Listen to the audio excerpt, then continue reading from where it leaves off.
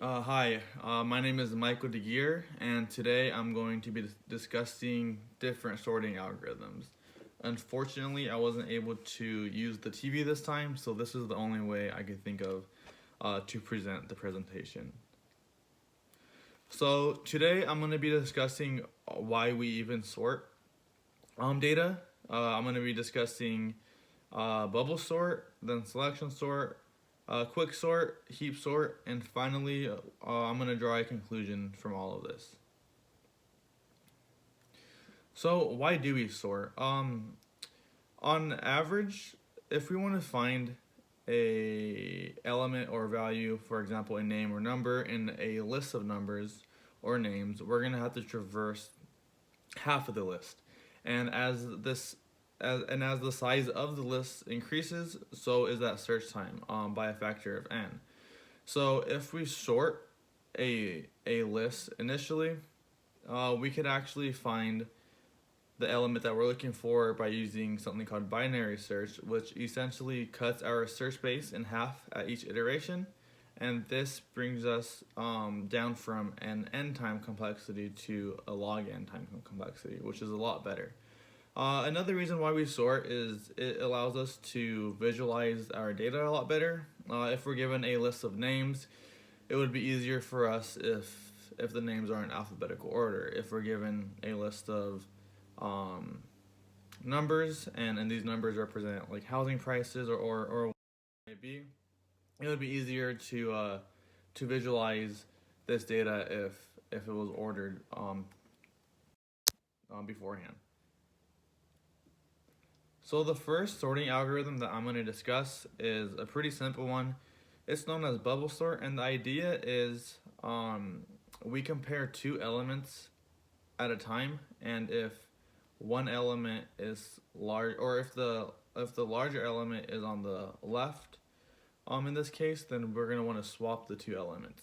And the idea here is that the largest element is going to bubble up all the way to the end of the list. And then we're going to continue this process with n minus one elements, assuming that the end of the list is already sorted. Uh, so it's gonna do this operation over and over again until the whole list is sorted. So here's an example of what bubble sort would do. It would see 1 and 4. And these are in the correct order. It would see 4 and 3. These are not in the correct order, so it would swap. Which brings us to this stage. Um, 1 and 3 are in the correct order. 3 and 4 are in the correct order, but 4 and 2 are not, so it would swap again. And then we have 1, 3, which is fine. 3 and 2, which is not fine, so it swaps. And this actually wouldn't stop after 4 iterations. It would keep going until it does it n times. I just cut it short because it would fit on one screen. So this is some of the code done in Python for bubble sort. We just go from the first index all the way to the end of the list, and then um, we compare the element next to it, and if the element on the left is larger, then we swap the two. So the time complexity for this is n squared because we're gonna traverse the list for every element in the list, and the space complexity is 1 as we are not using any additional memory. The next sorting algorithm that I will discuss is selection sort, and the idea here is to find the largest or smallest element in the array and swap it out with the last index. We then do this with the remaining elements in the list and keep swapping it out until the array is sorted. So here's an example. So in the initial list, we see that one, or in this case, we're going to find the smallest element, which is 1, and we go ahead and swap it with a 2. So now we see that this side of the list is already sorted, so we're going to look at the remainder of the list. The smallest element here is 2, so we swap it out with the 4. This is the remainder of the list. Smallest element's 3. It stays the same. The next iteration gives us the same list in which we see 4 is the next smallest element, so we swap it out, and then we have the final order list. As with a bubble sort, I did cut a lot of the iterations where the list would remain the same, but there is a lot of repeated work. So here is some of the code also done in Python for a selection sort. As you can see, we go from the first element to the end to try to find the smallest index in the current array or list, and then we want to swap it out with the element that we're at. So we want to swap out in this case the smallest element with the beginning of the array, and then that gives us a order list on like 1/2 that keeps growing. Selection sort also has a time complexity of n squared, as we are finding the largest or smallest element in the list n number of times, and it also has a space complexity of 1. One thing that I forgot to mention was that bubble sort is something that we call stable. So 2 elements that are similar. So if, let's say, we're sorting based on only the first character of a string, and Michael comes before Miguel, Michael would still come before Miguel in the sorted list using bubble sort. But selection sort is not stable, so Michael and Miguel could swap. So that's something to keep in mind. The next sorting algorithm is quicksort, and the idea here is that we want to find a pivot in the list, which is just a value, and we want to put all of the elements that are smaller to the left of it and all of the elements that are larger to the right of it. Depending on how you want to sort, you could also put the largest to the left and smallest to the right if you want to sort in non-increasing order. So here is an example of quicksort, obviously reduced, but in this example we choose the end of the list to be the last value in the list to be the pivot. In this case it's 2, and then we put all the elements that are smaller, in this case 1, and all of the elements that are larger to the right of it. So 6, 4, 3, and 5. We then pick 5 to be the pivot, and we put all of the elements smaller to it, which are 1, 2, 4, and 3, and all of the elements larger to it, which is 6.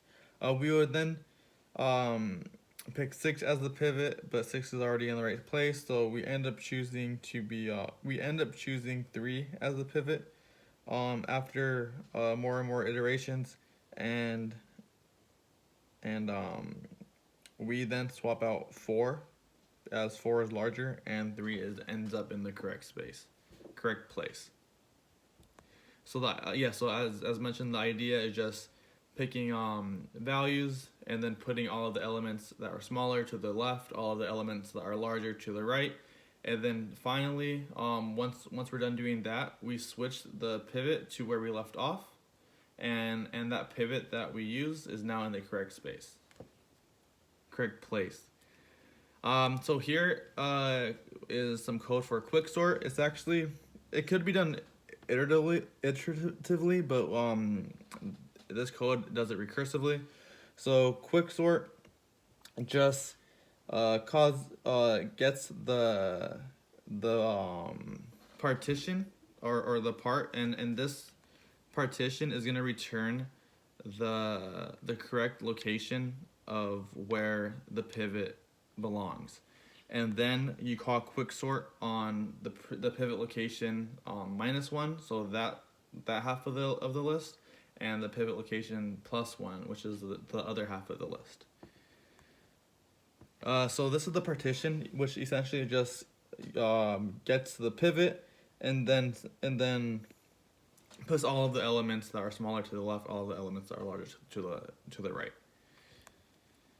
So for quicksort, the time complexity on average is n log n, and this is due to the number of recursive calls. But worst case, it can be n squared. If we choose the pivot to be the smallest or largest element in the list, then we're going to be essentially working with the list minus one every single time. The space complexity is log n, and that's just for the recursive calls that we make. The last sorting algorithm that I'm going to discuss is heap sort, and the idea is to heapify a list of numbers or whatever data that you're using, and at the top, and you can use a max heap or min heap. In this case, we're using a max heap, but the idea, or once we heapify a list, the largest value is going to be at the top, and then we swap it with the end of the list, and then we heapify the remainder of the list, giving us a new max heap, and we keep doing that operation over and over again until the array is sorted. So here's an example of a max heap. So a heap is it's more of an idea since it's still stored in a list or an array, but every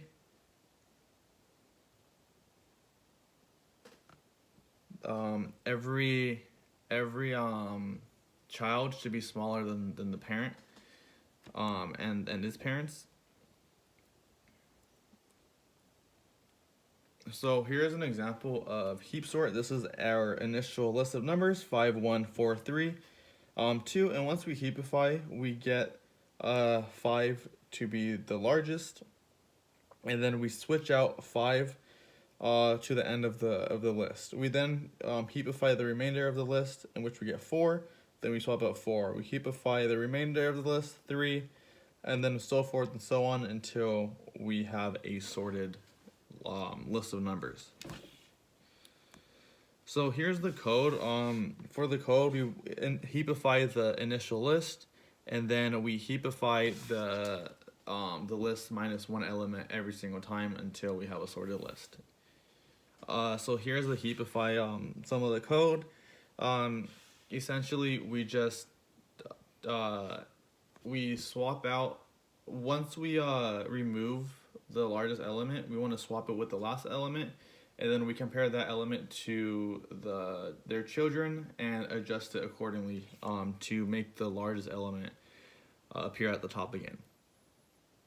So the time complexity is n log n, and this is because to heapify a list of numbers costs us log n work, and we're doing this operation n times. The space complexity is 1, as we are not using any additional memory for this. So in conclusion, we see that there are many different ways to do the same job, and so it's important to be aware of the benefits and some of the consequences of using these different sorting algorithms. And because we are computer science majors, a lot of companies will require you to know these algorithms, or know at least a couple of them by heart. So it's something to get comfortable with. Thank you.